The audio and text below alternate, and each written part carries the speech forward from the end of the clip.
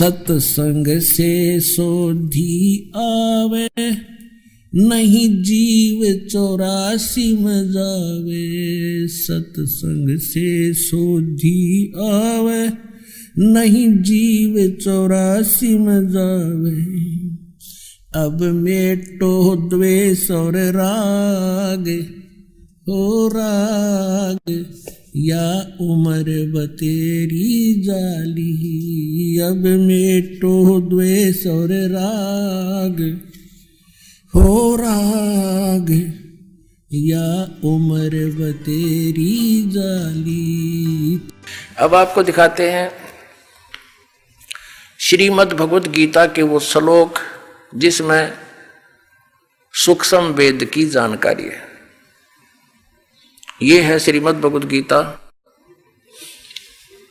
और इसके अनुवादक हैं जयदयाल गोविंद का, गीता प्रेस गोरखपुर से प्रकाशित है ये। इसके चौथे अध्याय के हम 32 चौथे अध्याय के 25 से लेकर ये देखिएगा। अब ये है श्रीमद् भगवत गीता अध्याय नंबर 4 का और श्लोक नंबर 25 से लेकर 34 तक आपको निर्णय करके देंगे कि वो सूक्ष्म वेद यानी 5वां वेद क्या है। देखिए ये 25 नंबर श्लोक में क्या कहा है कि अपरे यानी अन्य योगीजन यानी साधक देवताओं के पूजन रूप यज्ञ का ही भली भांति अनुष्ठान किया करते हैं और अन्य यानी दूसरे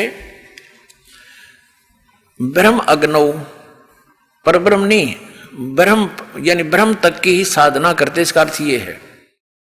और कुछ आत्म रूप यज्ञ का हवन करते हैं, को अपनी आत्मा को देखने में ही अपनी आत्मा देखो इतना ही जानते हैं।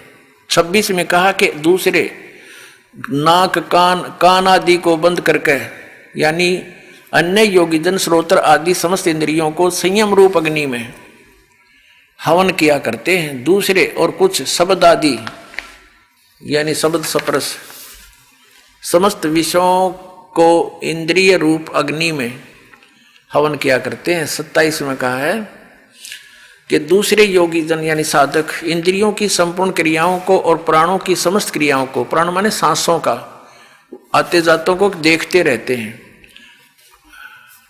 ज्ञान से प्रकाशित आत्म संयम योग रूप अग्नि में हवन किया करते हैं। 28 में कहा है कई पुरुष यानी दूसरे द्रव्य संबंधी यज्ञ करने वाले होते हैं, जैसे कहीं भंडारा करवा दिया, कहीं पर धर्मशाला बनवा दी। जो धन से होने वाली जो धार्मिक क्रियाएं हैं वो करते हैं, कंबल बांट दिए, ये देखो।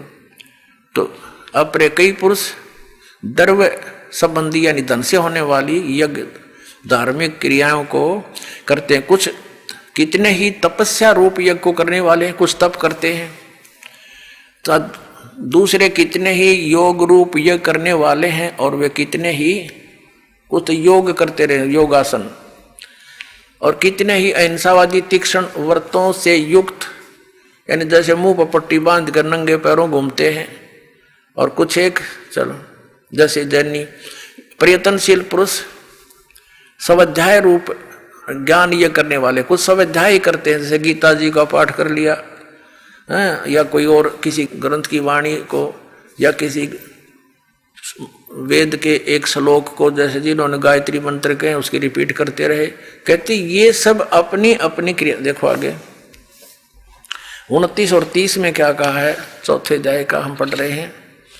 29-30 में आगे दूसरे कितने योगीजन अपान वायु में प्राण वायु को हवन करते हैं, यानी अपने अंदर के जो क्रियाएं हैं योगी क्रियाओं को करते हैं। अन्य योगीजन प्राण वायु को अपान वायु में हवन करते हैं। और कितने ही नियमित आहार अल्पाहारी करने वाले हैं। कुछ प्राणायाम प्रयाण पुरुष हैं, प्राणायाम आदि करके ही अपने शरीर को सूक्ष्म बनाने की चेष्टा करते हैं पुरुष। और प्राण और अपान की गति को रोक कर प्राणों को प्राणों में ही हवन किया करते हैं। ये सभी साधक यज्ञों द्वारा पाप नाश कर देने वाली यज्ञों के जानने वाले हैं नहीं। इसका अर्थ यह है कि ये सभी अपने अपने जो साधक अपनी क्रियाएं करते हैं उनको पाप नाशक जानते हैं। अब फिर 31 मत ये कहा है कि जो यज्ञ से बचे हुए अमृत का अनुभव करने वाले योगी जन सनातन ब्रह्म, सनातन परमात्मा को प्राप्त होते हैं। यज्ञ न करने वाले, यज्ञ जो धार्मिक अनुष्ठान नहीं करते, उनके लिए तो यह मनुष्य लोक भी सुखदायक नहीं और न ही परलोक, यानी वो तो यहाँ भी दुखी और आगे भी दुखी, जो कुछ साधनाएं नहीं करते। तो आगे चौथे अध्याय के 34वें श्लोक में ये कंसेप्ट क्लियर कर दिया है कि जो जिन यज्ञों का, यज्ञ में धार्मिक अनुष्ठानों की जानकारी अभी तक तुझे मैंने दी है, ये ऐसी धार्मिक अनुष्ठानों की, यज्ञों की जानकारी सच्चिदानंद घन ब्रह्म परमात्मा ने अपने मुख कमल से आकर बोली है। वो सच्चिदानंद घन ब्रह्म की वाणी कहलाती है। उसके अंदर वो सूक्ष्म वेद है, वो तत्व ज्ञान है, उसके अंदर वो विस्तार के साथ कही गई है। और उनको चौथे अध्याय के 34वें श्लोक में कहा कि वो तत्व ज्ञान है जो सच्चिदानंद घन ब्रह्म के मुख से बोला गया, 5वां वेद है, सूक्ष्म वेद है। उसको तो तत्वदर्शी संत ही जानेंगे जो उस वाणी से परिचित है। अब देखिएगा अध्याय नंबर 4 का और श्लोक नंबर 32 में है। इस प्रकार और भी बहुत तरह के, एवं माने इस प्रकार बहुत तरह के यज्ञ, यहां इन्होंने अनुवाद गलत कर दिया, ब्रह्मण मुखे का अर्थ कर दिया वेद की वाणी। वेद की वाणी तो ये गीता में बोली ही जा रही है, ये लिखना था ब्रह्मण माने सच्चिदानंद घन ब्रह्म की वाणी में विस्तार के साथ कहे गए हैं। अब ये ब्रह्मण का अर्थ इन्होंने जहां विचलित हो गए, यहां गलत कर दिया। 17वें अध्याय के 23वें श्लोक में आपको दिखाते अनुवादकर्ताओं के कर कमलों से क्या लिखा है। अध्याय नंबर 17 श्रीमद् भगवद गीता श्लोक नंबर 23। ओम तत्सत इति निर्देश ब्रह्मण तिर्विध समर्थ ब्राह्मणा तेन वेदा च यगा च विहिता पुरा। अब इसमें क्या कहा है कि ओम तत्सत, ऐसे यह 3 प्रकार का ब्रह्मण माने सच्चिदानंद घन ब्रह्म का नाम कहा है।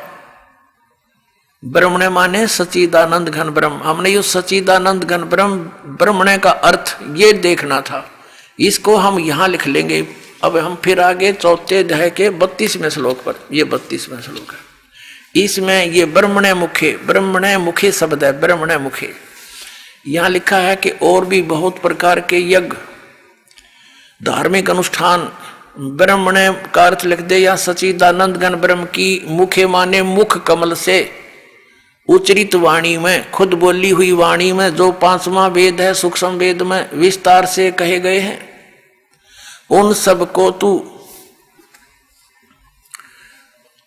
कर्म जान, मन इंद्रिय और क्रियाओं, शारीरिक क्रियाओं द्वारा संपन्न होने वाले जान, यानी वो ऐसी विधि है जो काम करते करते, वो ऐसी विधि वर्णित है उसमें 5वें वेद में सूक्ष्म वेद में कि काम करते करते नाम उठत नाम बैठत नाम सोवत जागवे, नाम खाते नाम पीते नाम से ती लागवे। कहते काम करते करते करने की बता रखी है, उसको जानने के बाद फिर तो सभी कर्मों से मुक्त हो जाएगा। देखना, इंद्रियों द्वारा संपन्न होने वाले जान, शारीरिक क्रियाओं द्वारा संपन्न होने वाले जान, और इस प्रकार तत्व से जानकर उनके अनुष्ठान द्वारा, यानी उस सच्चिदानंद घन ब्रह्म के द्वारा बोली गई सूक्ष्म वेद 5वें वेद में वर्णित विधि को जानकर फिर तू सभी कर्मों से मुक्त हो जाएगा। देखना, इस प्रकार तत्व से जानकर उनके अनुष्ठान द्वारा कर्म बंधन से सर्वथा मुक्त हो जाएगा। अब 33 में क्या बताया है, चौथे अध्याय का 33वां, इसमें यह कहा कि हे परंतम अर्जुन, द्रव्यमय यज्ञ की अपेक्षा ज्ञान यज्ञ अत्यंत श्रेष्ठ है। अब द्रव्यमय यज्ञ का अर्थ है, कहते हैं जैसे द्रव्यमय यज्ञ की अपेक्षा ज्ञान यज्ञ श्रेष्ठ है, जैसे बगैर ज्ञान के, तत्व ज्ञान हुए बिना अपनी मनमाने आचरण के आधार से कोई तो भंडारे कर देता है और कोई कहीं धर्मशाला बनवा देता है, कोई मंदिर बनवा देता है, कोई कंबल बांट रहा है। कहते हैं ये द्रव्यमय यज्ञ से की अपेक्षा, यानी आंख मीच के अंधाधुंध की ये दान करने की अपेक्षा आप पहले तत्व ज्ञान को समझ और तत्व ज्ञान को समझकर फिर उस सतगुरु संत के बताए अनुसार साधना कर। उस तत्व ज्ञान में बताया जाता है कि गुरु बिन माला फेरते, गुरु बिन देते दान, गुरु बिन दोनों निष्फल हैं, चाहे पूछो वेद पुराण। तो तत्वदर्शी संत के बताए अनुसार फिर दान करते हैं, आपको लाभ होगा। द्रव्य में यज्ञ फेर कर, ऐसे करने से कोई यूज नहीं है जो तू आंख मीच कर कोई करने लग जाओ, इसका ये अर्थ बनता है। देखिएगा, अब हम चौथे अध्याय का 33वां श्लोक पढ़ रहे हैं।